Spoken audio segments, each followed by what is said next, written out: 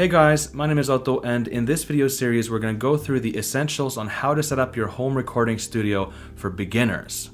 I want to be as to the point as possible in this series, and I also want to point out that this is not rocket science at all. So let's go ahead and get started. We'll start out by going through which computer and software you need, and then we will go through the first piece of hardware, the audio interface. To begin, you're going to need a computer. It can be a Mac or a PC. The computer you already have is probably just fine, so go with that. For your computer, you're going to need software that is used to make music, and that piece of software is called the DAW, which is the Digital Audio Workstation. DAWs that are compatible with both computers are Pro Tools, Ableton Live, Cubase, Reaper, and FL Studio. Get familiar with different DAWs and see what suits you the best for your budget and needs, and also read more about it on our blog.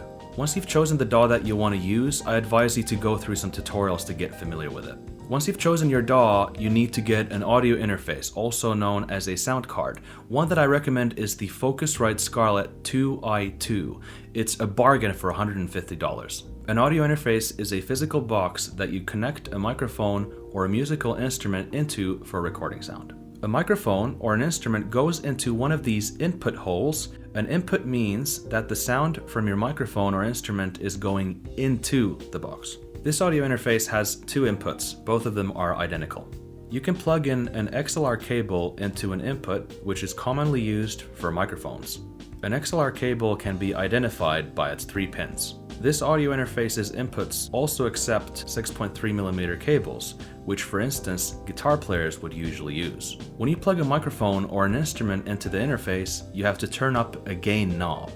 Gain is the power of your audio signal. The more gain you put, the louder and more powerful it gets. If you have too much gain, the signal will distort and sound harsh.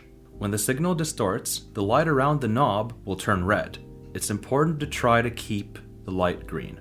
The button that says 48V is also known as phantom power. Turn on this button if you're using a condenser microphone. Pressing the button will affect both inputs. We'll talk more about condenser microphones in video 3.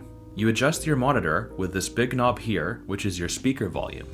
There's also a small knob to the right that you use to adjust your headphone volume. In the back of the interface, there are outputs when sound comes out of the box.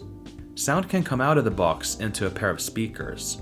These outputs are separated into left speaker and right speaker.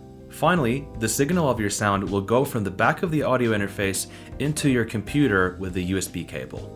Focusrite also has the Scarlett Solo, which is a more stripped down audio interface, which costs $100. I can also recommend audio interfaces from PreSonus as well as M-Audio. Go and scout for the audio interface that suits you best. So this wraps up the first video of the series. In the next video, we'll go through headphones as well as speakers. If you found this useful, don't hesitate to check out our channel for more videos like this. Otherwise, thank you so much for stopping by, and I'll see you in the next one.